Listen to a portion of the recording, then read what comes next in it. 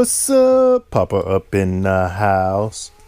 And it's, yeah, man, time to look up under the hood. So today is a rainy day. So it's now going to be, see if my alternator works today. So we got everything covered up, the battery covered up with a towel, just to kind of keep the connections from accidentally connecting and then shocking me over here while I'm working with the battery.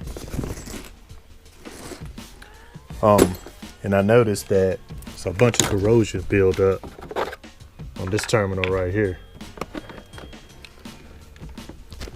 Look, bunch of corrosion. So I'm gonna go ahead and take care of that, get that sprayed down, and go ahead and spray this terminal down, and then clean that off. So I'm from the old school where use Coca-Cola to clean off the battery terminals, and I don't know, they just stopped putting the same ingredients in it.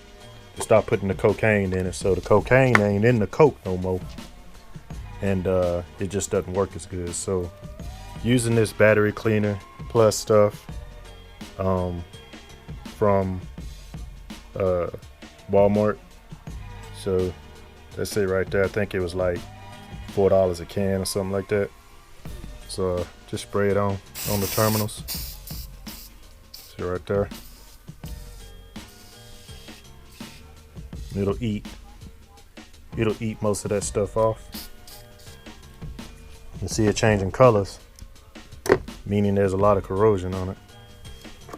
So I'm supposed to let it sit on there for like 5 minutes. I'll let it sit on there a little longer than that, and then clean it off with some water. So I got all my connections unhooked from the alternator.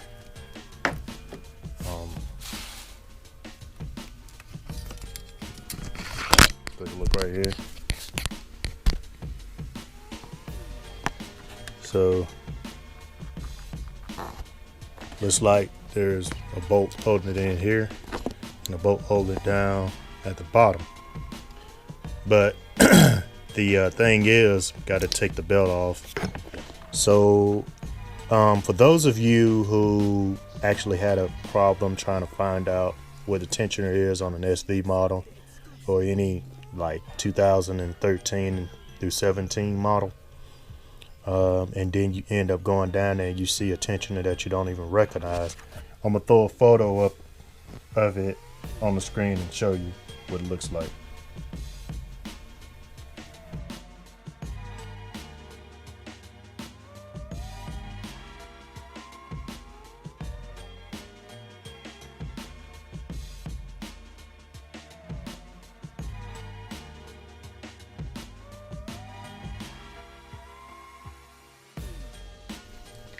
So that's Nissan's version of screwing with you and screwing with me. So that is a Daco tensioner, and there's a tensioner bolt. It's not that star head. Do not mess with that.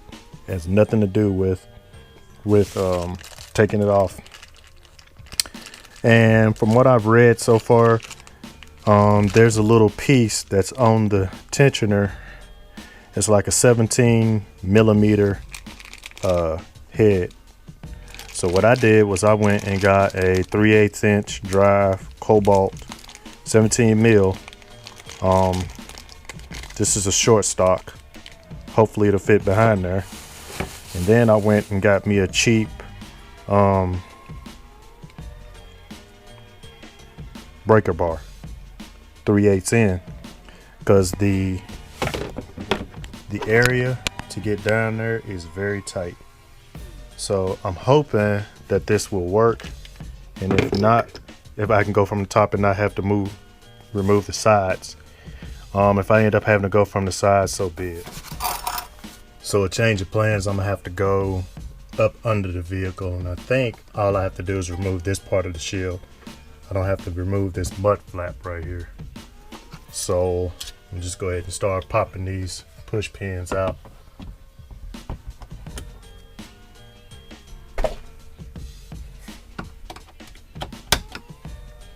That's probably why the mechanic's gonna charge you about $200-300 in labor. Change your alternator, which I'm not into that. I always try to attempt something myself first before I pay somebody. And if it's doable,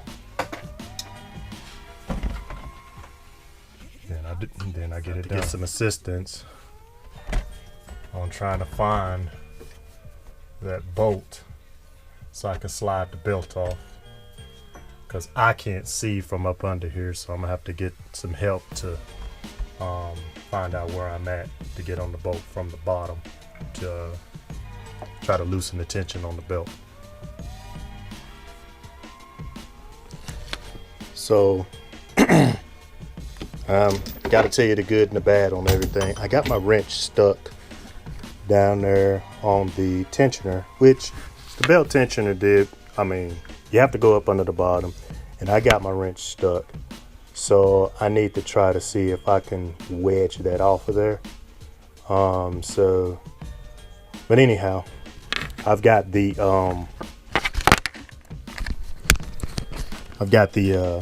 mounting bolts took out of the alternator, so this should come on out, I think.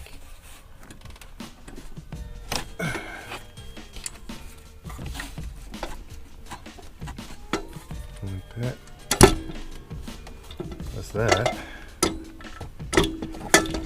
And now I don't know how to get it on out of there. So I'm gonna try to wiggle with this thing and turn it a few ways and try to get it on out. So the alternator is out. Just kind of got to use some intuition to try to get this thing out. So now let's compare it to the new alternator that's going in.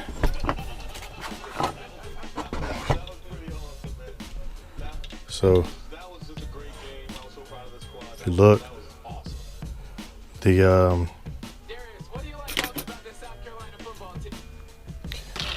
so if you look here, the positioning of everything is a little different. This is kind of down at the bottom, whereas on the Nissan it's up at the top. But the mounting and everything looks pretty much the same. So I'm guessing everything will be okay with this one. So let's go ahead and put this singer in.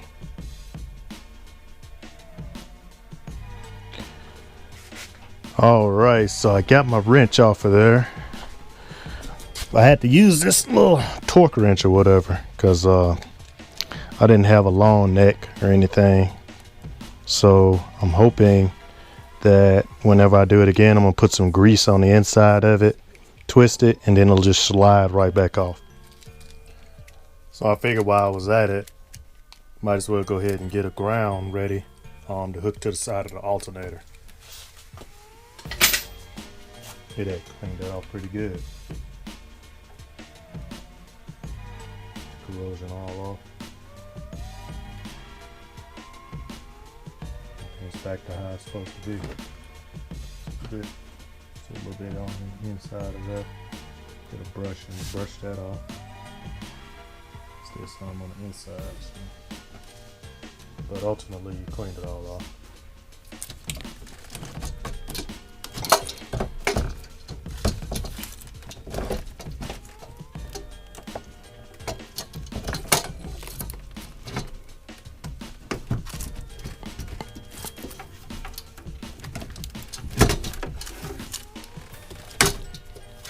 There we go.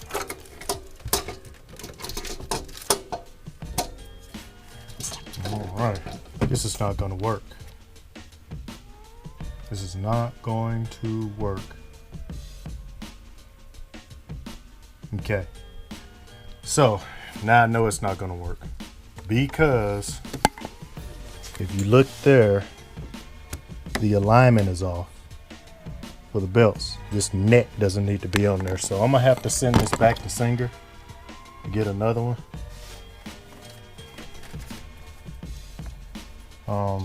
Should be an even exchange, but the neck is not supposed to be on there. Ain't nobody got time for that. This is all I got. Don't take my baby, okay?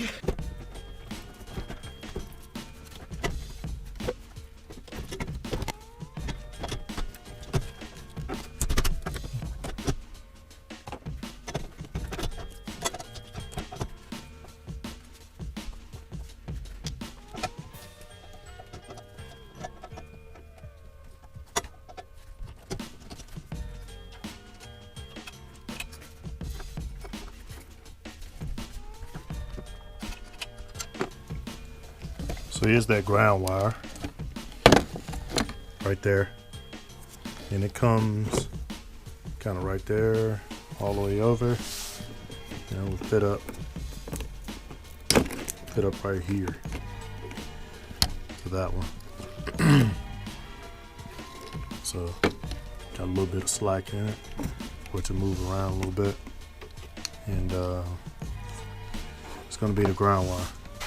But anyways, don't forget to comment, like, subscribe, and shoot, man.